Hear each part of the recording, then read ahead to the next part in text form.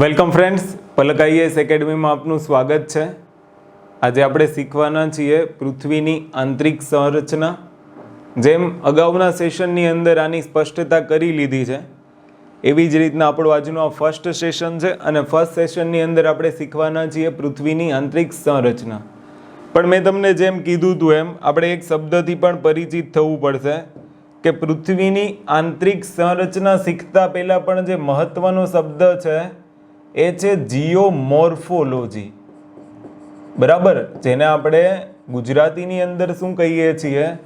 તો આપણે કહીએ છીએ ભૂસ્તરશાસ્ત્ર। શબ્દ છૂટો પાડજો, ભૂસ્તરશાસ્ત્ર। અહીંયા સ્તરની જગ્યાએ રચના લખવું કોઈ ખોટું નહીં ગણાય, ભૂરચનાશાસ્ત્ર પણ લખી શકાય। પણ સૌથી પહેલા સમજવાની બાબત એ છે કે ભૂ શું છે, પછી રચના શું છે। રચનાથી તો તમને કદાચ આઈડિયા આવી જતો હશે કે જે રચના થઈ હશે, જે નિર્માણ કાર્ય થયું હશે। કોનું નિર્માણ કાર્ય? તો કે સ્તરો જે બનેલા હશે। સ્તર કોના? તો કે પૃથ્વીના। તો ભૂનો સીધો અર્થ અહીંયા આપણે લેવાનો છે પૃથ્વી। ભૂ એટલે શું થશે? પૃથ્વી થશે। અને પૃથ્વીની અંદર આપણે જોવાનું છે એની સપાટી। બરાબર, અહીંયા પૃથ્વીનો અર્થ પણ શું લેવાનો છે? સપાટી। તો સપાટી ઉપર બે આવરણ જોવા મળશે, એક જળ અને એક જમીન। આ બે આવરણ તમને સપાટી પર જોવા મળશે। એ સિવાય એક તમારે જોવાનું હોય છે પૃથ્વીની આંતરિક સંરચના। બરાબર, અને એક અભ્યાસ આવશે તમારો આવરણ, પૃથ્વીની આજુબાજુ રહેલું આવરણ, જેને આપણે કહીએ છીએ વાત આવરણ, એને કહેવાય વાતાવરણ। બરાબર, અને વાતાવરણ એને કહેવાય વાયુઓનું સમાંગ મિશ્રણ। શું કહેવાય? વાયુઓનું સમાંગ મિશ્રણ। અને સ્તર એટલે તો તમે સમજી જ ગયા છો, સ્તર એટલે અહીંયા સ્થળની વાત થાય છે। બરાબર, સ્થળની રચનાની વાત થાય છે, લેન્ડસ્કેપની વાત થાય છે। તો એ શું થઈ જાય? સ્તર। અને શાસ્ત્ર એટલે તો તમે બધા સમજતા જશો, આપણા શાસ્ત્રોમાં પણ શું છે? તો શાસ્ત્રોમાં પણ સિદ્ધાંતોની એક ક્રમબદ્ધ સૂચિ છે। બરાબર, એક ક્રમબદ્ધ રીતે સિદ્ધાંતોને સમજાવેલા છે। તો અહીંયા પણ કંઈક એવો જ મતલબ લેવાનો છે કે ભૂસ્તરશાસ્ત્ર એટલે શું? પૃથ્વીની રચના સાથે સંબંધિત જે કાંઈ પણ સિદ્ધાંતો છે એ સિદ્ધાંતોને આપણે ક્રમબદ્ધ યાદીમાં શીખવાના છે।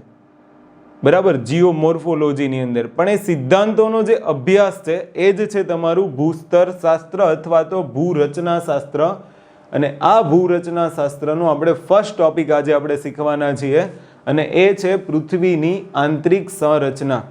બરાબર, પૃથ્વીની આંતરિક સંરચના ખાસ ધ્યાન રાખજો। હવે હું તમને એક એક્ઝામ્પલ આપું। દાખલા તરીકે એક છે તમારી પાસે ફૂટબોલ। બરાબર, ફૂટબોલનો આકાર જોયો હશે ને, એમાં ષટકોણ પડેલા હોય, ષટકોણ હોય। આ તો મેં ખાલી જાડી બતાવી બંનેને ડિફરન્ટ પાડવા માટે। બરાબર, હવે હું તમને એમ કહું કે આ ફૂટબોલનું તમે એનાલિસિસ કરો, એની આંતરિક સંરચના મને તમે જણાવો, તો તમે શું કરશો? તમારી પાસે બે સ્ત્રોત હોય, કાં તો તમે આની બાજુમાં બીજો કોઈ અધર બોલ યુઝ કરશો, લાઈક વોલીબોલ લઈ લેશો, પછી વોલીબોલ અને ફૂટબોલની સરખામણી કરી શકો કે ભાઈ વોલીબોલ અને ફૂટબોલની સંરચના મળતી આવે છે, પ્લસ બંનેની અંદર એર હશે, આવા બધા અનુમાનો હોય। તો તમે એક યુઝ કરી શકો છો અપ્રત્યક્ષ સ્ત્રોતનો। બરાબર, તમે ડાયરેક્ટલી ફૂટબોલને નથી જોતા, પણ વોલીબોલની મદદથી તમે ફૂટબોલની સંરચના પ્રાપ્ત કરો છો। તો એ થઈ ગયો તમારો અપ્રત્યક્ષ સ્ત્રોત। અને એક છે કે તમે કોઈ એવું તીક્ષ્ણ હથિયાર લઈને બેસો અને ફૂટબોલ ઉપર મારીને જોઈ લો કે અંદર શું છે એમ, તો એ તમારો પ્રત્યક્ષ સ્ત્રોત થઈ જાય। તો એવું જ પૃથ્વીની આંતરિક સંરચનામાં હોય કે જો તમારે પૃથ્વીની આંતરિક સંરચના જાણવી છે તો તમે એને ડાયરેક્ટલી અને ઇનડાયરેક્ટલી બંને રીતના જાણી શકો। પ્રત્યક્ષ રીતના પણ સમજી શકાય અને અપ્રત્યક્ષ રીતના પણ સમજી શકાય। તો જેમ મેં તીક્ષ્ણ હથિયારોની વાત કરી એમ અહીંયા પ્રત્યક્ષ રીતના જાણવા માટેના બે હથિયારો છે, એક તો ખનન છે અને એક જે જ્વાળામુખી પ્રક્રિયાઓ થઈ રહી છે એના દ્વારા આપણને પ્રત્યક્ષ રીતના ખબર પડશે કે પૃથ્વીની આંતરિક સંરચના શું છે। અને એક સ્ત્રોત છે અપ્રત્યક્ષ, કે તમે અંદાજો લગાવીને કહી શકો છો કે પૃથ્વીની આંતરિક સંરચના કઈ હશે એમ। બરાબર, પણ આ કામ આપણું નથી, આ કામ ભૂસ્તર શાસ્ત્રીઓનું છે. આપણે માત્ર પ્રિલિમ્સ લેવલ માટે જ શીખવાનું છે. જીઓલોજિસ્ટ બનવાની અહીંયા ટ્રાય કરવાની નથી, અને બનવું હોય તો તમારી ઈચ્છા, તો બીજા ઘણા બધા લેક્ચર્સ હશે એને તમે જોઈ શકો. ઓકે, પણ અહીંયા તમે ખાસ ધ્યાન રાખજો, અપ્રત્યક્ષ રીતના પણ આપણે અમુક સંદર્ભોનો ઉપયોગ કરવો પડશે. જેમ કે મેં તમને કીધું, તમે અહીંયા વોલીબોલ સાથે સરખામણી કરી શકો, બરાબર, બાસ્કેટબોલ સાથે સરખામણી કરી શકો, એમાંથી અમુક સંરચના મળતી આવતી હશે, બરાબર. એવી જ રીતના અહીંયા તમે તાપમાન, ઘનતા, દબાણ, ગુરુત્વાકર્ષણ બળ, ઉલ્કા, ચંદ્રન, ચુંબકીય ધ્રુવો, આની મદદથી પણ પૃથ્વીની આંતરિક સંરચના જાણી શકાય, બરાબર. તો એનો મતલબ શું છે કે જો તમે ઘનતા જાણી લેશો ને તો આ બધું તમને ઓટોમેટિક ખબર પડી જશે. જો કે નીચેના જે આ 4 સ્ત્રોત છે એ તો ઇમ્પોર્ટન્ટ નથી, પણ આ ખૂબ જ ઇમ્પોર્ટન્ટ છે, બરાબર. ઘનતાવાળો જે પોર્શન છે ત્યાંથી સેન્ટેન્સ વાળા સવાલ પૂછી શકે છે. બાકી તમને ખબર હોવી જોઈએ કે ભાઈ અપ્રત્યક્ષ સ્ત્રોતો કયા કયા છે. તો હવે આપણે એને જોઈ લઈએ કે પ્રત્યક્ષ રીતના આપણે શું યાદ રાખવાનું છે અને અપ્રત્યક્ષ રીતે પૃથ્વીની આંતરિક સંરચના જાણવાના સ્ત્રોતમાંથી શું યાદ રાખવાનું છે પ્રિલિમ્સ માટે, બરાબર. તો સ્ટાર્ટ કરીએ પ્રત્યક્ષ રીતમાં. તો પ્રત્યક્ષ રીતને સ્ટાર્ટ કરતા પહેલા હું તમને થોડુંક પૃથ્વીની સંરચના વિશે કહી દઉં કે હવે સમજો કે તમારી સામે આ પૃથ્વી છે અને હવે મેં તમને એમ કહી દીધું કે તમે મને આની આંતરિક સંરચના જાણીને બતાવો, બરાબર. તો તમે તો કદાચ એમ કહેશો કે પૃથ્વી ગોળ હોય ને આન તેન, પણ ખરેખર રીતના જે ભૂશાસ્ત્રીઓ છે, જેને આપણે ભૂગોળ વેતાઓ કહીએ, એ ભૂગોળ વેતાઓએ શું કર્યું એની આપણે થોડીક ડિટેલ મેળવીએ. તો ભૂગોળ વેતાઓએ પૃથ્વીની આંતરિક સંરચના જાણવા માટે પ્રત્યક્ષ સ્ત્રોતોનો ઉપયોગ કર્યો. અને એ પ્રત્યક્ષ સ્ત્રોતો કયા? તો મેં તમને કીધું માઇનિંગ કરવું પડે. તો એણે શું કર્યું, જે આપણો આ આર્કટિક મહાસાગર છે, ખાસ ધ્યાન રાખજો, આર્કટિક મહાસાગરની અંદર ડ્રિલિંગ શરૂ કર્યું. શું શરૂ કર્યું? ડ્રિલિંગ. સમજ પડે છે? આર્કટિક મહાસાગરની અંદર એ લોકોએ ડ્રિલિંગ શરૂ કર્યું.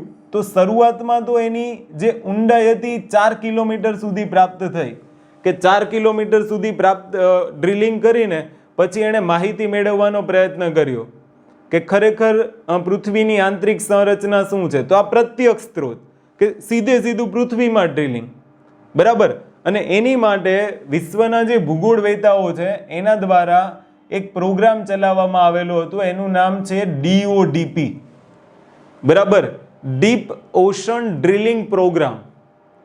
ઓશનની અંદર ડ્રિલ કરવાનું અને પછી પૃથ્વીની આંતરિક સંરચના જાણવાની, બરાબર. તો શરૂઆતમાં તો 4-5 કિલોમીટરની એવરેજ આવી, પણ ફરી પાછો એક નવો પ્રોગ્રામ શરૂ કરવામાં આવ્યો, IODP એનું નામ છે. એને થોડુંક ઇન્ટિગ્રેટ કરવામાં આવ્યું, બીજું આમાં નવું કશું નથી. Integrated ocean drilling programme. અને ઓશન ડ્રિલિંગ પ્રોગ્રામ ઇન્ટિગ્રેટ કરવા બદલ એ લોકો ઊંડાઈ પ્રાપ્ત કરી શક્યા 12 કિલોમીટરની. એટલે એનો મતલબ એવો નથી કે આનાથી વધારે ઊંડે કોઈ ગયું જ નથી. એવા પણ ઘણા બધા ડ્રિલિંગ પ્રોગ્રામ છે, પ્રોજેક્ટ છે, બરાબર. પ્રોગ્રામ, પ્રોજેક્ટ બંને શબ્દ લખી શકો. તો એ પ્રોજેક્ટની અંદર ઘણા બધા એવા પણ ડ્રિલિંગ પ્રોજેક્ટ છે કે જેની અંદર વધારે ઊંડાઈ પ્રાપ્ત કરી હોય. પણ મેં તમને પહેલા અવેર કરી દીધા કે બધી વસ્તુ શીખવી આપણી માટે ઇમ્પોસિબલ છે, બરાબર. અને એને શીખવાનો પ્રયત્ન ના કરવો જોઈએ. પ્રિલિમ્સ માટે આપણને એટલી ખબર હોવી જોઈએ કે પ્રત્યક્ષ કઈ રીતના, અપ્રત્યક્ષ કઈ રીતના. સમજ પડે છે? તો હવે આપણે જોઈએ કે આંતરિક સંરચનાની અંદર પ્રત્યક્ષ, તો પ્રત્યક્ષ કઈ રીતના, તો જે વિશ્વના ભૂશાસ્ત્રીઓ છે એ ભૂશાસ્ત્રીઓ દ્વારા 2 કાર્યક્રમો ચલાવવામાં આવ્યા. અને 2 કાર્યક્રમો કયા?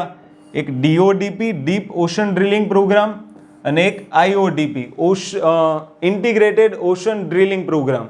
આ બંને પ્રોગ્રામની અંદર જે ભૂગોળ વેતાઓ છે એ લગભગ 12 કિલોમીટર સુધી પૃથ્વીની આંતરિક સંરચના જાણી શક્યા. અને આ આખું ડ્રિલિંગ ક્યાં કરવામાં આવતું હતું? આર્કટિક મહાસાગરની અંદર. એટલે આ ડાયરેક્ટ થયું, ડાયરેક્ટ રીતે પૃથ્વીની આંતરિક સંરચના જાણવાનો પ્રયત્ન, બરાબર. વૈશ્વિક સ્તરે એક સંસ્થા છે, એનું નામ છે GFZ, German research centre for geoscience. ખાસ ધ્યાન રાખજો, બરાબર.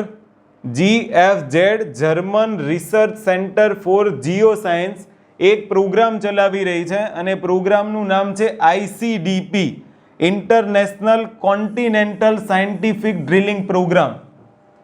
એટલે એક જર્મન સંસ્થા છે, જર્મન ઇન્સ્ટિટ્યૂટ છે, એ કયો પ્રોગ્રામ ચલાવી રહી છે? ICDP, કોન્ટિનેન્ટલનું ડ્રિલિંગ કરવાનું. અને ભારતે 2016ની અંદર આ ICDPમાં હસ્તાક્ષર કર્યા છે અને ભારતની અંદર આવેલો કોઈના ડેમ, તમે નામ સાંભળેલું હશે, જે મહારાષ્ટ્રમાં આવે, તો આ કોઈના વિસ્તારની અંદર આ પ્રોજેક્ટની અંદર એગ્રીમેન્ટ કરીને ભારતના કોઈનામાં પણ આ ડ્રિલિંગ પ્રોજેક્ટ શરૂ કરાવેલ છે. ઓકે, તો આ ફેક્ટ છે અને આને આપણે યાદ રાખવાનું છે. બસ આની સિવાય કેટલા ઊંડે ગયા, ઊંડે જઈને શું કર્યું, બરાબર, ભૂસ્તર શાસ્ત્રીઓ સળગી ગયા કે જે થયું હોય એક્સેટ્રા, કોઈ વસ્તુ યાદ નથી રાખવાની. આટલું ઇમ્પોર્ટન્ટ છે. તો પ્રત્યક્ષ સ્ત્રોતમાં તમે ખાસ ધ્યાન રાખજો. વિશ્વના ભૂગોળ વેતાઓએ 2 કાર્યક્રમો ચલાવ્યા, એક છે DODP, એક છે IODP, અને અત્યારે એક પ્રોગ્રામ ચાલી રહ્યો છે કોન્ટિનેન્ટલ માટે. પહેલા બંને ઓશન ડ્રિલિંગ પ્રોગ્રામ હતા અને આ કોન્ટિનેન્ટલ સાયન્ટિફિક ડ્રિલિંગ પ્રોગ્રામ છે. આ પ્રોગ્રામની અંદરથી ભારતને હસ્તાક્ષર કરવાથી શું ફાયદો? તો કે જે જર્મન ઇન્સ્ટિટ્યૂટ સાથે જોડાયેલા ભૂગોળ વેતાઓ છે, બરાબર, એ જે ડ્રિલિંગ પ્રોજેક્ટ સાથે જોડાયેલા ભૂગોળ વેતાઓ છે, એ ભૂગોળ વેતાઓ ભારતમાં પણ કોઈના વિસ્તારની અંદર જે ડ્રિલિંગ પ્રોજેક્ટ ચાલશે એમાં મદદરૂપ થશે આપણને, બરાબર. આધુનિક ટેકનોલોજીઓ, આધુનિક નોલેજ, બરાબર, એના અનુભવોનો આપણે ઉપયોગ કરી શકીશું. એટલા માટે ભારત પણ હસ્તાક્ષર કરીને અત્યારે ICDPમાં જોડાઈ ગયું છે અને આ એગ્રીમેન્ટ 2016ની અંદર થયા હતા.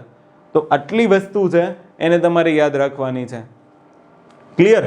આગળ વધીએ તો આ થઈ ગયા આપણા પ્રત્યક્ષ સ્ત્રોત.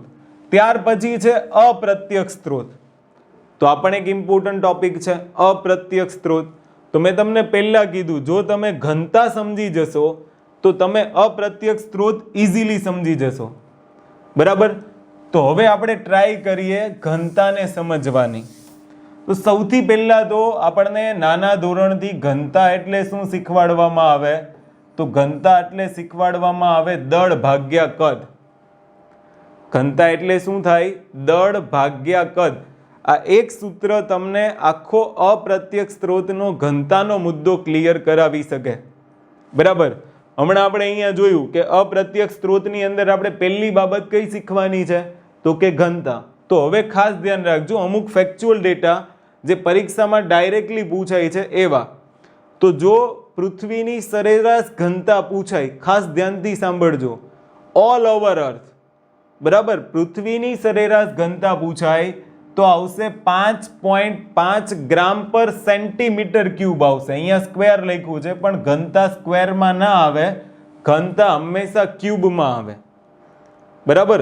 તો ખાસ ધ્યાન રાખજો, 5.5 ગ્રામ પર સેન્ટીમીટર ક્યુબ આ પૃથ્વીની સરેરાશ ઘનતા છે. અને પૃથ્વીના ઉપરના સ્તરથી જો તમે સ્ટાર્ટ કરશો ને જેમ જેમ નીચે જશો એમાં ઘનતાની અંદર વધારો થાય, પણ જો ઉપરના સ્તરની એવરેજ ઘનતા આપણે જોઈએ તો 2.67 ગ્રામ પર સેન્ટીમીટર ક્યુબથી 3.3 ગ્રામ પર સેન્ટીમીટર ક્યુબ આવે. હવે આ કોઈ ફિક્સ ડેટા નથી, બરાબર. આ ડેટા બદલતો હોય, અલગ અલગ બુક પ્રમાણે અલગ અલગ ડેટા તમને જોવા મળશે. ઘણી જગ્યાએ આને 2.8 થી 3.5 આપેલું છે. તો તમારે નિયરલી ઇક્વલ ટુ આંકડો યાદ હોય એટલે તમારું કામ બની જશે, બરાબર. તો આવું કોઈ ડેટા તમારે ફિક્સ કરી લેવાનો કે આની નિયરલી ઇક્વલ ટુ જ હોય. જીપીએસસી એટલું બધું ડીપલી નહીં પૂછે કે 2.67 કે 2.36. ઓપ્શન તમને એટલા નિયરલી ઇક્વલ ટુ નહીં આપે કે 2.66, 2.67, 2.68 એવું નહીં બને, બરાબર. અને બની જાય તો 400 ક્વેશ્ચન હોય, યાદ રાખજો. જીપીએસસી પાસ કરવામાં સૌથી મહત્વની બાબત જ એ છે કે સવાલને સ્કીપ કરવામાં જીગર જોઈએ. પછી 400 એટેમ્પ આપીને તમે પાસ થતા હોય તો ફેલ થઈ જાઓ તો એ આપણી ભૂલ છે. તો અહીંયા ખાસ ધ્યાન રાખવાનું. એટલે તો હું કહું છું કે લિમિટેડ વાંચો, બરાબર. તો સરેરાશ ઘનતા પૂછે પૃથ્વીની તો 5.5, પણ કેન્દ્રની ઘનતા પણ કંઈક અલગ છે, એને આપણે પછી જોઈશું. પણ સૌથી પહેલા આપણો જે કોન્સેપ્ટ છે એને જોઈ લઈએ કે પૃથ્વીની જે સરેરાશ ઘનતા છે એના આધારે આપણે પૃથ્વીની આંતરિક સંરચનાને કેવી રીતના જોઈ શકીએ. બરાબર. ઘનતાના અપ્રત્યક્ષ માધ્યમથી પૃથ્વીની આંતરિક સંરચનાનો કેવી રીતના અભ્યાસ થાય. તો હવે ઘનતા એટલે મેં તમને કહી દીધું દળ ભાગ્યા કદ. પણ અહીંયા બીજી એક મહત્વની બાબત શું છે કે પૃથ્વીની ઘનતાને ધ્યાનમાં લઈને બે અલગ અલગ મત છે. બરાબર. એક ભૂગોળ વેતાઓ છે એનો એક સમૂહ એવું માને છે કે પૃથ્વીની રાસાયણિક સંરચના અને સંગઠન સમાન છે, અને એક ભૂગોળ વેતાઓનો સમૂહ છે એવું માને છે કે પૃથ્વીની આંતરિક સંરચના અને સંગઠન આ બંને અસમાન છે. તો આપણે બંનેને જોવાની ટ્રાય કરીએ અને પછી કયો મત સ્વીકારવો એ તમે નક્કી કરજો. બરાબર. તો હવે એક મત આપણને શું કહે છે, ધ્યાનથી સાંભળજો. એક મત એવું કહે છે કે પૃથ્વીની આંતરિક સંરચના સમાન છે.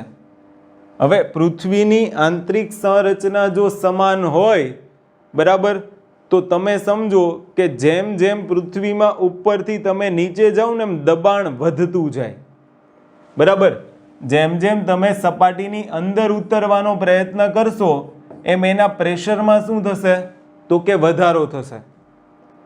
અને એ જ ઘટના એ 12 કિલોમીટર સુધી પહોંચાડવામાં મદદરૂપ થાય. પણ એ તો આપણી પછીની વાત છે.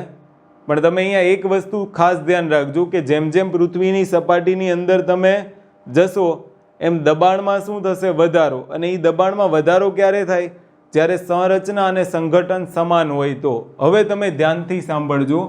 એક યુનિવર્સલ ટ્રુથ છે કે દબાણ એ કદના વ્યસ્ત પ્રમાણમાં હોય. Pressure inversely proportional to volume. બરાબર. એટલે દબાણ છે એ કદના શું હોય, વ્યસ્ત પ્રમાણમાં. હવે તમે ધ્યાનથી સાંભળજો. જો દબાણ વધે, બરાબર, તો કદ ઘટે, કારણ કે એકબીજાના વ્યસ્ત પ્રમાણમાં છે. દબાણ વધશે તો કદ ઘટશે. એટલે એનો મતલબ એમ, તમે બોયલનો નિયમ શીખી ગયા હશો કદાચ નાના ધોરણની અંદર. હું તમને એક એક્ઝામ્પલ આપીને બતાવું કે આ એક પાત્ર છે, સમજો. હવે આ પાત્રમાં આવી રીતના છૂટા છૂટા અણુઓ છે અને આની ઉપર હું પિસ્ટન મૂકી દઉં અને હવે હું પ્રેશર કરું. પ્રેશર કરીશ એટલે શું થશે, તો આ જે અણુઓ છે એ ક્યાં સુધી પ્રેશર સહન કરશે, એક એની ઇલાસ્ટિક લિમિટ હશે. બરાબર. આનાથી વધુ પિસ્ટન તમે નીચે લઈ જઈ શકશો, નહીં લઈ જઈ શકો. બીજું શું કે છૂટા છવાયા અણુ, એનો મતલબ થાય વાયુ, અને એને જો દબાણ કરો છો તો એ બધા અણુઓની સંરચના ભેગી થઈ જશે, પણ એની એક લિમિટ હશે, એને ઇલાસ્ટિક લિમિટ કહેવાય. એના પછી પ્રેશર કામ નથી કરતું. એટલે તો પૃથ્વીની આંતરિક સંરચનામાં પણ તમને જોવા મળશે કે તમે ઉપરથી જ્યારે શરૂ કરશો ને તો ઘનતામાં ધીમે ધીમે વધારો થશે.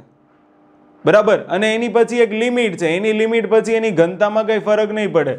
જ્યાં સુધી તમે અહીંયા કેન્દ્ર સુધી પહોંચશો તો કેન્દ્રની અંદર નીફે એટલે ફેરસ હશે. ફેરસની ઘનતા જુઓ તો 8 હશે. એટલે કેન્દ્રની જે ઘનતા છે એ અબાઉટ 11 to 12 ની વચ્ચે જ જોવા મળશે. આનું રીઝન જ આ છે કે જ્યાં સુધી તમે એને દબાણ વધારતા જશો, એક સરખી સમાન સંરચનાનો મતલબ શું થાય, એક સરખું દબાણ, તો દબાણ વધતું હશે, પણ એ ઇલાસ્ટિક લિમિટ હશે એની એક. અહીંયા જોઈ શકો છો તમે, અણુઓ એક જ પ્રેશરની એક લિમિટ સુધી જ એ બધા પ્રેષિત થશે, પછી એનામાં ઉપર પ્રેશર નહીં લાગે. પ્રેશર લાગશે ખરા, પણ એનો મતલબ એમ છે કે એની ઇલાસ્ટિક લિમિટ ત્યાં પૂરી થઈ જશે. તો ઘનતામાં પણ આવું જ જોવા મળે છે કે એક લિમિટ સુધી ઘનતામાં ડિફરન્ટ જોવા મળશે, પછી નહીં. પછી તમે એમ કહેતા હોય ઘનતા વધતી જાય અને એટલી હદે વધે, એ પોસિબલ નથી. તો અહીંયા હું તમને એ જ શીખવાડવા માંગુ છું કે આ યુનિવર્સલ ટ્રુથને સ્વીકારો. એક સૈદ્ધાંતિક હું તમને સમજૂતી આપું તો જો તમે અહીંયા સમજો કે P ઇન્વર્સલી પ્રપોઝનલ ટુ 1/V, એનો મતલબ એવો થાય કે દબાણ વધશે. બરાબર. અહીંયા સમાન સંરચના હોય તો નીચેના અણુઓ પર દબાણ વધવાનું ને. દબાણ વધશે તો કદ ઘટશે, અને કદ ઘટે તો જે ધ્યાન રાખજો, ઘનતા પણ ઇન્વર્સલી પ્રપોઝનલ ટુ કદ હોય. તો જો આ કદમાં ઘટાડો થાય તો ઘનતામાં શું થાય, વધારો થાય. તો આ જ તમને પૃથ્વીની આંતરિક સંરચનામાં જોવા મળશે કે જેમ જેમ તમે સપાટીથી કેન્દ્ર તરફ જશો એમ એના કદમાં ઘટાડો થતો જશે. બરાબર. અને એ કદમાં ઘટાડો થતો જાય પછી એની ઘનતામાં વધારો થતો જશે. અને આને પણ એક પૃથ્વીની આંતરિક સંરચના શીખવાનો અપ્રત્યક્ષ સ્ત્રોત ગણી શકાય. ક્લિયર? તો અહીંયા તમારા બે પરિબળો ક્લિયર થાય. દબાણ પર ક્લિયર થાય કે દબાણની પણ શું અસર હશે, દબાણથી પણ કેવી રીતના આંતરિક સંરચના જાણી શકાય. તો હવે તમને આઈડિયા આવશે. અને કદ ઘટવાનો મતલબ શું? કે જો અહીંયા અણુઓ કઈ સ્થિતિમાં હશે, વાયુ માની લઈએ, થોડુંક પ્રેશર કરો તો અણુઓ થોડાક નજીક આવશે. નજીક આવે એનો મતલબ એમ એની સ્થિતિ પરિવર્તિત થશે, પ્રવાહી બની શકે. બરાબર? હજુ પ્રેશર કરો, અણુઓ એકબીજાની નજીક આવી જશે. એટલે નાના ધોરણમાં તમે શીખી ગયા હશો કે સમાંતર અણુઓ ગોઠવાયેલા હોય, સમાન સંરચના ધરાવતા હોય, નજીક નજીક હોય તો એને ઘન સંરચના કહેવાય. તો આવું જ પૃથ્વીમાં જોવા મળે. એટલે તમે જોજો કે પૃથ્વીની કેન્દ્રવાળો જે ભાગ છે એ ઘન સ્વરૂપમાં મળી આવે છે, એવો એક અંદાજ છે. સમજી ગયા તમે? તો આ એક કોન્સેપ્ટ છે. પણ એ બધું છોડો. દબાણ વધે, કદ ઘટે, કદ ઘટે તો ઘનતા વધે. ક્લિયર? લો, આટલું યાદ રાખવાનું છે. કોન્સેપ્ટ બેઝ ક્વેશ્ચન પૂછે તો પૃથ્વીની આંતરિક સંરચના અપ્રત્યક્ષ રીતના જાણવા માટે આટલું જ ઇનફ છે. આની સિવાય કશું કરવાની જરૂર નથી. ઓકે? તો આની અંદર અલગ અલગ પ્રકારના બે મત છે. એમાંથી આપણે એક મત જોયો કે જો સમાન સંરચના હશે તો દબાણ વધશે, ને દબાણ વધશે તો પણ ઘનતા વધશે. બરાબર? અને એક મત, બીજો મત એવું કહે છે કે એની સંરચના છે એ અસમાન છે. બરાબર? હવે તમે ધ્યાનથી સાંભળજો. બીજો મત શું કહે છે કે એની અંદર જે સંરચના છે, સંરચના મતલબ પૃથ્વીની જે આંતરિક સંરચના અને સંગઠન છે એ અલગ અલગ છે. અલગ અલગ છે એનો કહેવાનો મતલબ એમ થાય કે અલગ અલગમાં દ્રવ્યમાન વધશે. બરાબર? સુએઝનો મત હમણાં આપણે જોઈશું એટલે તમને આઈડિયા આવશે. સુએઝના મત પ્રમાણે કે ઉપરનું સ્તર સિયાલ, બરાબર, પછી સીમા અને પછી નીફે. આવા 3 સ્તર હશે કેન્દ્ર સુધીમાં. જો કે આ આકૃતિ સાચી નથી પણ હું તમને ખાલી 3 સ્તર બતાવું છું. આને ત્રિજ્યા સુધી જ આપણે લેવાનું હોય. જો ખરેખર શીખીએ ને તો આ એનો વ્યાસ હોય તો આપણે અંદર જવાની વાત કરું છું. 3D image વિચારજો. અંદર જઈએ તો ઉપરનું સ્તર સિયાલ આવશે, પછી સીમા આવશે અને પછી નીફે આવશે. હવે તમે જુઓ, પરમાણુ ક્રમાંક વાઇઝ જોશો ને તો પણ તમને આઈડિયા આવશે કે દ્રવ્યમાન વધી રહ્યું છે. અહીંયા દ્રવ્યમાન એલ્યુમિનિયમ 13, અહીંયા મેગ્નેશિયમ 12 પર છે. પણ તમે એક વસ્તુ ધ્યાન રાખજો, અહીંયા Ma નો મતલબ મેંગેનીઝ નથી, અહીંયા Ma નો મતલબ મેગ્નેશિયમ છે. તો વચ્ચે થોડોક લિક્વિડ ભાગ જોવા મળશે. આ પણ શેના આધારે નક્કી થાય? દ્રવ્યમાનના આધારે. તો અહીંયા તમે જુઓ કે નીફે એટલે નિકલ જોશો તો 28 પર આવશે ને ફેરસ જોશો તો 26 પર આવશે. તો એનો પણ ભાર વધી જશે. તો કહેવાનો મતલબ એમ કે જેમ જેમ તમે સપાટીથી કેન્દ્રની અંદર જશો એમ શું થશે? દ્રવ્યમાન વધશે. વજન નહીં હો, વજન ને દ્રવ્યમાનમાં ફરક છે. એ બધું હવે અહીંયા બેઝિક કોન્સેપ્ટ નહીં શીખવાડાય. પણ દ્રવ્યમાન એટલે એમ થાય અને એમ હંમેશા અચળ હોય. પણ અહીંયા પૃથ્વીની સપાટીથી કેન્દ્ર તરફ જાવ તો દળ વધે. પણ આપણી પાસે ઘનતાનું સૂત્ર શું છે? તો ઘનતા બરાબર દળ ભાગ્યા કદ. આનો મિનિંગ એવો થાય કે ઘનતા છે એ દળ સાથે ડાયરેક્ટલી પ્રપોઝનલ છે. બરાબર? અને ઘનતા છે એ કદ સાથે ઇન્વર્સલી પ્રપોઝનલ છે.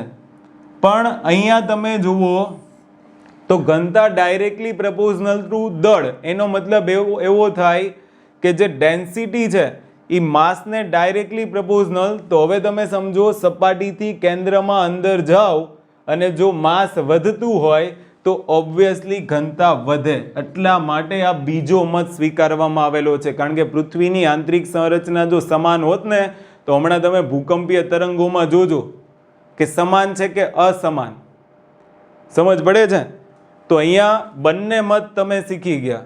બરાબર? આની વિસ્તૃત માહિતી તમને આગળ મળશે. કોઈ એવું માની ન લેવું કે અહીંયા આટલું જ છે બસ, બીજું આમાં કાંઈ નથી. આ હજુ સ્ટાર્ટિંગ છે. 3 પૃથ્વીની આંતરિક સંરચના ઉપર લેક્ચર હશે, એ જોઈ લેશો. પૃથ્વીની આંતરિક સંરચના ઓવર. બરાબર? એન પછી તમને કશું જ ડાઉટ નહીં રહે. પણ આ શીખવાની વસ્તુ છે. હવે તમને એક આઈડિયા ક્લિયર થઈ ગયો કે સપાટીથી દળ કેન્દ્ર તરફ જશો, દળ વધશે ને દળ વધશે તો એની ઘનતામાં વધારો થશે. ઓકે? પણ અહીંયા દ્રવ્યમાન વધવાની સાથે સાથે આપણે બીજા પણ ઘણા બધા અપ્રત્યક્ષ પરિબળો છે, જેમ કે મેં તમને અહીંયા આ બે મતની તો વાત કરી દીધી, સરેરાશ ઘનતાની પણ વાત કરી દીધી, પણ હજુ એક મત એવો છે તાપમાન અને દબાણ. તો હવે આને આપણે જોઈ લઈએ. તાપમાનને આપણે કેવી રીતના જોઈશું? તો તાપમાનને તમે સમજો તો એક યુનિવર્સલ ટ્રુથ છે, તાપમાન વધે તો દબાણ વધે. ટેમ્પરેચર પ્રપોર્શનલ ટુ પ્રેશર, આ પણ એક યુનિવર્સલ ટ્રુથ છે, બરાબર. તાપમાન વધશે તો દબાણ વધશે. પ્રેશર કુકર, ગેસનો ચૂલો સળગાવો ને એટલે અંદર પ્રેશર વધે, એટલે તાપ મળે તો પ્રેશર વધે, સીટી વાગે. અહીંયા એવું જ હોય, बराबर. Temperature proportional to pressure. अब मैं आपको नहीं सिखाऊंगा कि आपको क्या करना है. अब आप समझिए कि जो અહીંયા ધ્યાન રાખો, તાપમાન વધે તો દબાણ વધે, દબાણ વધે તો કદ ઘટે, કારણ કે એક ટ્રુથ એ પણ છે P ઇન્વર્સલી પ્રોપોર્શનલ ટુ 1/v. અને જો કદ ઘટશે તો ડેન્સિટી વધશે, કારણ કે ડેન્સિટી ઇન્વર્સલી પ્રોપોર્શનલ ટુ 1/v. તો આ ઘટે તો આ વધે. તો સેમ અહીંયા પણ એ જ અપ્રત્યક્ષ સ્ત્રોત તમને બતાવે છે કે પૃથ્વીની ઘનતા એ સપાટીથી કેન્દ્ર તરફ જાઓ એમ વધતી જાય, પણ એક ઇલાસ્ટિક લિમિટ હોય પ્રેશરની. આ યાદ રાખજો, એ લિમિટ કરતાં વધારે પ્રેશર આપો તો પણ ઘનતામાં કોઈ તફાવત જોવા મળશે નહીં. સમજણ પડે છે?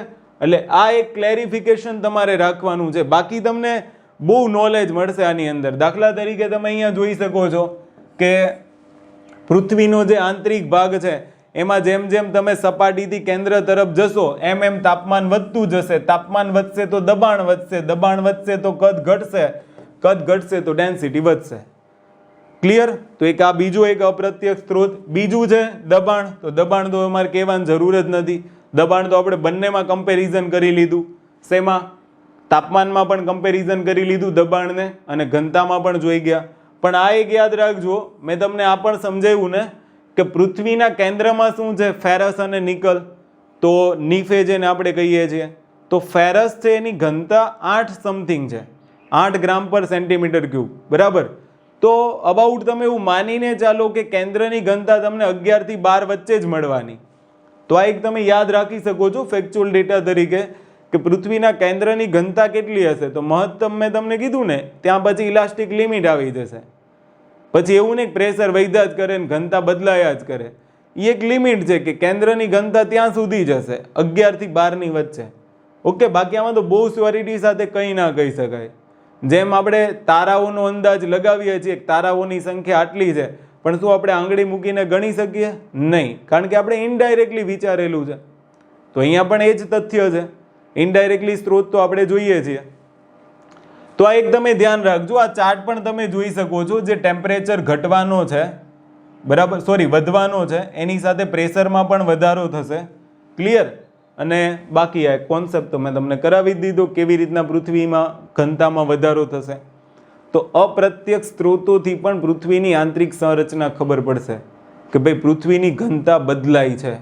ઘનતા બદલાય છે એનો મતલબ એવો છે કે અંદરની સંરચના અલગ અલગ હશે, એના અલગ અલગ સ્તરો હશે. તો આ મેઇન વસ્તુ છે આંતરિક સંરચના જાણવા માટે. બાકી બધા તો ગૌણ સબ્જેક્ટ છે, તમારે આને શીખવા હોય તો શીખો, યાદ રાખવા હોય તો યાદ રાખો. આમાં કંઈ બહુ મોટી વસ્તુઓ છે નહીં. પણ ગુરુત્વાકર્ષણ બળ જો હું તમને કહું તો આપણી જે પૃથ્વી છે એ પૃથ્વીની જો હું તમને વાત કરું તો પૃથ્વીમાં તમે જોઈ શકો છો કે પૃથ્વીમાં ક્યાંય ઉપર તમને સમતલ ભાગ નહીં જોવા મળે. બધો ભાગ છે ને ક્યાંક તમને ઢોળાવવાળો ભાગ જોવા મળશે, બરાબર, ક્યાંક તમને સપાટ ભાગ જોવા મળશે. તો અહીંયા કેવું હોય? જીનું મૂલ્ય બદલાતું હોય. સમજ પડી? અહીંયા શું થાય તો કે જીનું મૂલ્ય બદલાતું હોય, અને આવી જ ઘટના પૃથ્વીની આંતરિક સંરચનામાં જોવા મળે. બરાબર, કે આંતરિક ભાગમાં પણ જો ગુરુત્વાકર્ષણ બળનું મૂલ્ય અલગ અલગ મળતું હોય તો એના પરથી પણ તમે આંતરિક સંરચનાની માહિતી મેળવી શકો. કારણ કે સપાટી ઉપર તો આપણને આ જોવા મળે જ છે કે જ્યાં ખાડાવાળા ભાગ હશે અથવા તો જ્યાં સપાટ, જ્યાં ઊંચાવાળા ભાગ હશે, તો આ બધી જગ્યાએ ગુરુત્વાકર્ષણ બળનું મૂલ્ય માઇનર બદલાય, એટલું બધું નથી બદલાતું. ખાસ ધ્યાન રાખજો. એક વસ્તુ તમારે યાદ રાખવાનું છે કે જે વિષુવવૃત્ત પર લાગે છે એના કરતાં ધ્રુવો પર ગુરુત્વાકર્ષણ બળ મૂલ્ય વધારે હશે. ખબર પડી? વિષુવવૃત્ત કરતા એટલે કે જે આ મધ્યની જે રેખા છે. પણ અહીંયા એક વસ્તુ યાદ રાખવાની છે કે આ જે મધ્યની જે રેખાઓ છે એના કરતાં તમને અહીંયા ધ્રુવો ઉપર વધારે જોવા મળશે ગુરુત્વાકર્ષણ બળ. તો આ પણ એક કોન્સેપ્ટ છે અને કોન્સેપ્ટને યાદ રાખવાનો છે. બાકી હું આમાં તો એટલું બધું કંઈ માનતો નથી, પણ તમારે છતાંય શીખવું હોય તો તમે શીખી શકો. ગ્રેવિટી એનોમલી કહેવાય કે ગુરુત્વાકર્ષણની અંદર તમને વિસંગતતાઓ જોવા મળશે અને એ વિસંગતતાઓ ઉપરથી પણ પૃથ્વીની આંતરિક સંરચના જાણી શકાય. કારણ કે જ્યાં ગુરુત્વાકર્ષણનું મૂલ્ય બદલતું હશે ત્યાં પૃથ્વીનું સ્ટ્રક્ચર તમને અલગ અલગ મળશે. તો એમાં ખાસ કરીને ક્રસ્ટની માહિતી છે એ તમે વધારે સારી રીતના મેળવી શકશો ગ્રેવિટીથી. બરાબર? તો આ એક ઇમ્પોર્ટન્ટ પોઈન્ટ છે. તો આ 3-4 મુદ્દાઓ તમે યાદ રાખી લેજો. ઓકે, જીનું મૂલ્ય બદલાય તો ક્રસ્ટની અંદર જો જીનું મૂલ્ય અલગ અલગ મળતું હશે તો ક્રસ્ટની આંતરિક સંરચના જાણી શકાશે. તો આ એક બીજો અપ્રત્યક્ષ સ્ત્રોત. બરાબર? એ સિવાય એક અપ્રત્યક્ષ સ્ત્રોત છે ઉલ્કા. તો જ્યારે ઉલ્કાઓ પૃથ્વી ઉપર આવે તો ઉલ્કાની સંરચના તમને ખબર હશે ને, બિગ બેંગ થિયરી, બધું એક જ માંથી છૂટું પડેલું છે. તો પૃથ્વી પણ એમાંનો એક જ ભાગ છે. તો ઉલ્કાની સંરચનાને મેં તમને કીધું હતું ને, ફૂટબોલ અને વોલીબોલ, તો લાઈક ઉલ્કા કામ કરશે પૃથ્વીની આંતરિક સંરચના જાણવા માટે. કારણ કે ઉલ્કામાં પણ નિકલ અને ફેરસનું પ્રમાણ હોય અને ઉલ્કાના અવશેષોમાંથી પણ પૃથ્વીની આંતરિક સંરચના જાણી શકાય. એ સિવાય ચંદ્ર. જોકે જ્યારે ચંદ્રની શોધ થઈ ત્યારે પહેલી વાર જ ચંદ્ર પરથી પૃથ્વીની આંતરિક સંરચના જાણવાનો પ્રયત્ન કરવામાં આવ્યો. અને આપણે એમ કહી શકીએ કે પૃથ્વીની આંતરિક સંરચના જો પહેલી વાર જાણવાનો કોઈ અપ્રત્યક્ષ સ્ત્રોત હોય તો એ ચંદ્ર જ હતો. બરાબર? અને આપણે હવે મિશનો પણ બનાવી રહ્યા છે. તો એનો પણ મેઇન ઉદ્દેશ્ય જે છે કે ચંદ્રની સંરચનાને ધ્યાનમાં રાખીને આપણે પૃથ્વીની આંતરિક સંરચના પણ નક્કી કરી શકીએ. કઈ રીતના? તો ઇનડાયરેક્ટલી તમને ખબર હશે ને, 1/6 એની ઉપર વજન થઈ જાય, માસ નહીં. બરાબર? અહીંયા દળ નહીં. દળ તો ચંદ્ર પર પણ અચર રહેશે. દાખલા તરીકે કોઈ 70 કિલોનો વ્યક્તિ છે, 60 કિલોનો વ્યક્તિ, એ પૃથ્વી ઉપર હોય ને તો એનું વજન 60 કિલો હશે. વજન શબ્દ વાપરું છું, વજન. બરાબર? આમાં ગ્રેવિટી આવી જાય, ગુરુત્વાકર્ષણ બળ લાગતું હોય એ વ્યક્તિના શરીર ઉપર. પણ વજન જો 60 કિલો હોય તો ચંદ્ર ઉપર જાય તો કેટલું થઈ જશે? 10 કિલો થઈ જશે. બરાબર? તો આ એક ખાસ ધ્યાન રાખજો, કારણ કે આની ઉપર ગુરુત્વાકર્ષણ બળ લાગતું હશે. તો આવા સંદર્ભોનો ઉપયોગ લઈને પણ, ગ્રેવિટેશનલ ફોર્સનો ઉપયોગ લઈને પણ પૃથ્વીની આંતરિક સંરચના જાણી શકાય. એક છે ચુંબકીય ધ્રુવો. તો ચુંબકીય ધ્રુવોની મદદથી પણ આપણે પૃથ્વીની આંતરિક સંરચના કેવી રીતના જાણી શકીએ? કારણ કે વિચાર કરો, પૃથ્વીની અંદર એવા તત્વો પણ હશે જે ચુંબક સાથે આકર્ષિત હોય અને એને તમે ન વિચારો તો કંઈ નહીં, પણ હું તમને એક પોઈન્ટ કહું, એને તમે વિચારો કે સમજો આ પૃથ્વી છે. બરાબર? માની લઈએ કે આ પૃથ્વીનું કેન્દ્ર છે. હવે કેન્દ્રમાં આપણે એક ભણીએ છીએ કોરવાળો ભાગ નીફે. નીફે એટલે આયન થાય અને સમજી લ્યો કે આ એની ધરી છે. હવે પૃથ્વી આમ ફરે. તમે વિચાર કરો કે પૃથ્વી શું કરે? તો કે પૃથ્વી અહીંયા રોટેટ કરશે અને જો પૃથ્વી રોટેટ કરે આવી રીતના તો તમે વિચાર કરો કે એનો મતલબ એવો થાય કે આયન ફરે છે. અને મોટર તમે વિચારો, પાણીની મોટરમાં શું થાય? આયનની એક લૂપ હોય ફરતી હોય, તારની એક લૂપ હોય ફરે ને, લૂપ ફરે એટલે ઇલેક્ટ્રિસિટી જનરેટ થાય.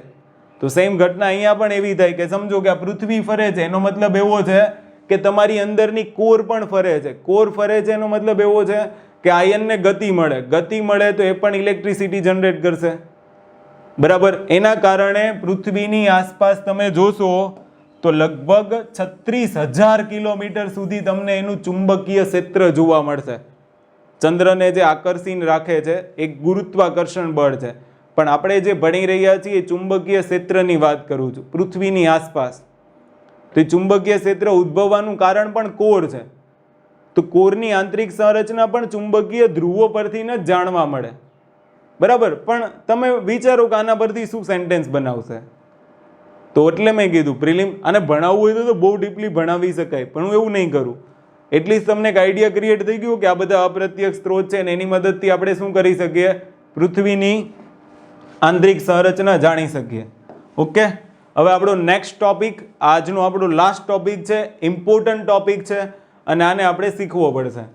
તો હું બહુ ડિટેલમાં જઈશ જ નહીં, ખાલી આપણે એક સીધું સાદું ડાયરેક્ટલી યાદ રાખી લઈએ કે સુએઝના મત મુજબ પૃથ્વીની આંતરિક સંરચના શું છે. Chapter close. સમજ પડી? સુએઝના મત મુજબ પૃથ્વીની આંતરિક સંરચના શું છે આને તમારે યાદ રાખવાની છે. તો સમજો કે આ પૃથ્વીનો હું એક ટુકડો લઈ લઉં અને એની અંદર જોઈએ તો સુએઝ એને 3 સ્તરમાં વહેંચશે. એકને નામ આપશે સિયાલ, બીજાને નામ આપશે સીમા અને ત્રીજાને નામ આપશે નીફે. એટલે કહેવાનો મતલબ એમ છે કે આ ક્રસ્ટ છે, બહુ તણાવ લેવાની જરૂર નથી. આ બધું જ તમને ખબર પડી જશે ક્રસ્ટ શું છે, મેન્ટલ શું છે. પણ એક વખત 3 સેશન પૂરા થવા દો, બરાબર? પછી તમારા મનમાં કોઈ પ્રશ્ન રહી તો તમે મને પૂછી શકો. ક્રસ્ટ પછી આવશે સીમા, તો આ મેન્ટલ વાળો ભાગ હશે, અને નીફે એટલે કોર.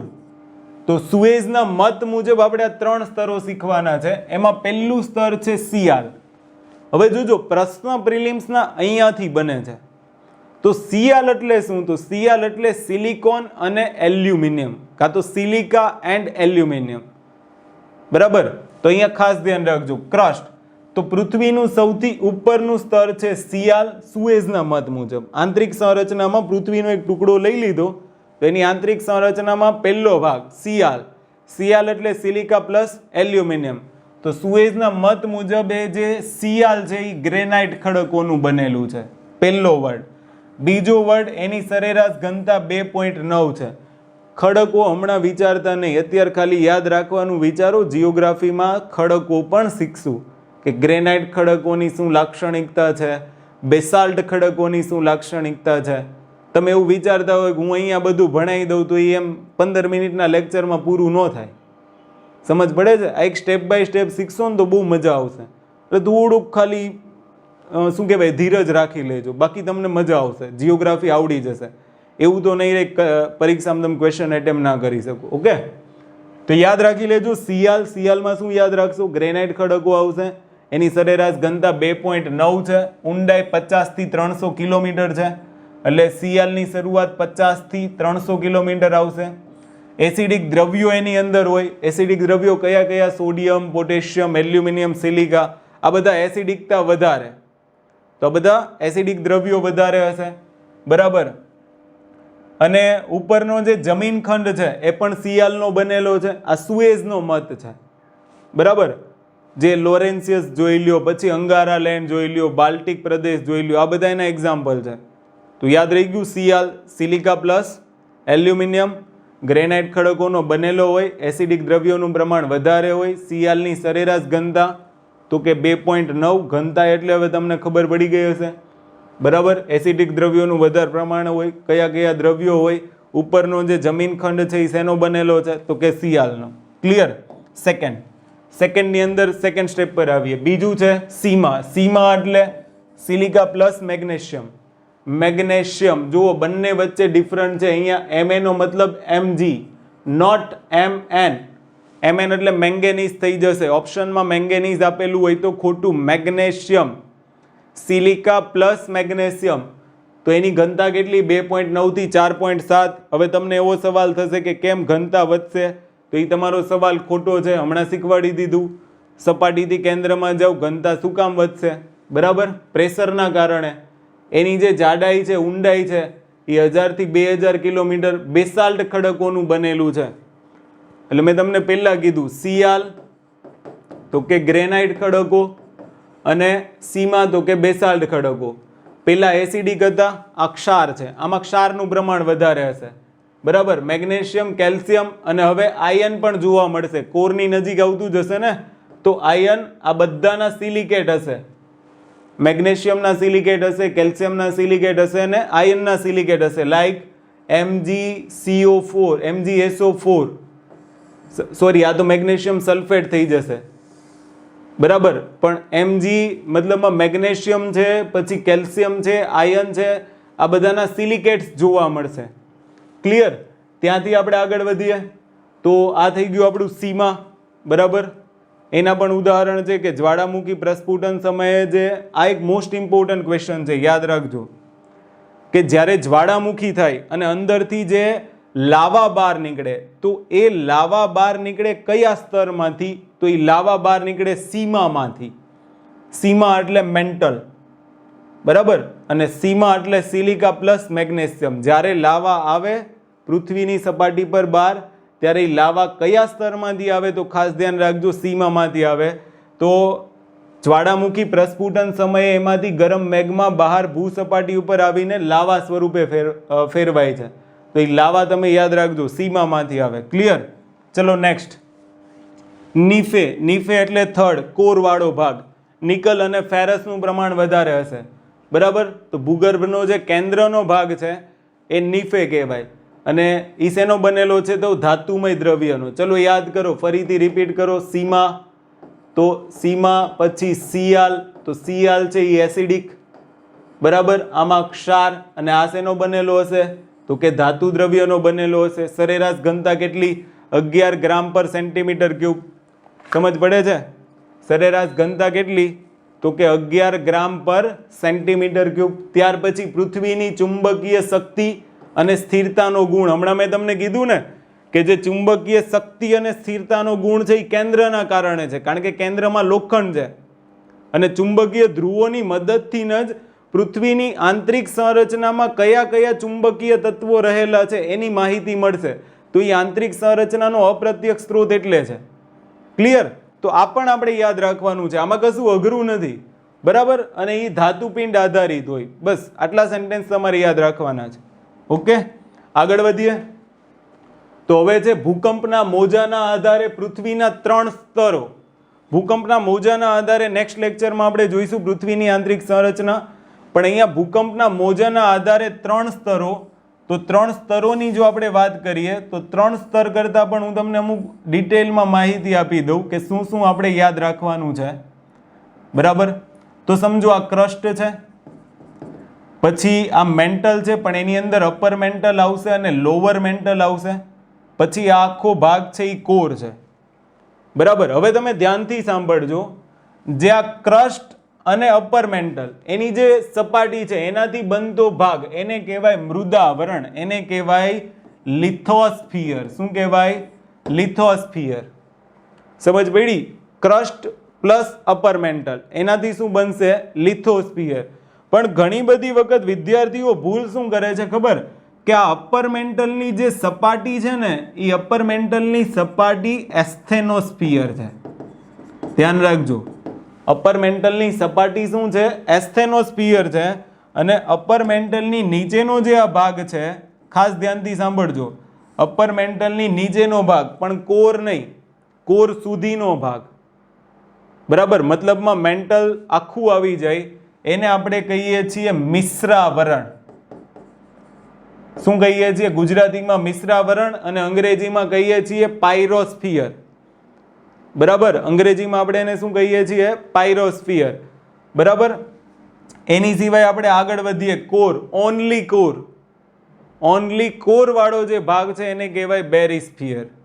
જો કે આને હજુ આપણે આગળના લેક્ચરમાં જોઈશું, કિલોમીટર સાથે તમને ક્લિયર થઈ જશે. પણ અત્યારે તમારે આટલું યાદ રાખી લેવાનું છે કે ભૂકંપના મોજાના આધારે પૃથ્વીના 3 સ્તરો, અને પૃથ્વીના 3 સ્તરો કયા કયા? તો કે એની જાડાઈ 100 કિલોમીટર છે. મતલબમાં જે મૃદાવરણ લિથોસ્ફિયરની વાત થાય છે. આ શેની વાત થાય છે? લિથોસ્ફિયર. તો લિથોસ્ફિયરની જાડાઈ 100 કિલોમીટર. મુખ્યત્વે એમાં ગ્રેનાઇટ આવેલા હશે, કારણ કે જુઓ ક્રસ્ટ વાળો ભાગ છે, ઉપરનો ભાગ સિયાલ, અને આમાં કયા ખડકો આવશે? ગ્રેનાઇટ. આ ગોખવાનું જ નથી. પાયરોસ્ફિયર, તો કે અંદર જાવ તો કે સીમા આવશે આમાં. તો અહીંયા કયા ખડકો? તો કે બેસાલ્ટ ખડકો. બસ આવા જ પ્રશ્નો તો બનશે, આવા જ તો સેન્ટેન્સ બનશે. આમાં નવું શું બનશે? ક્લિયર? ઓકે.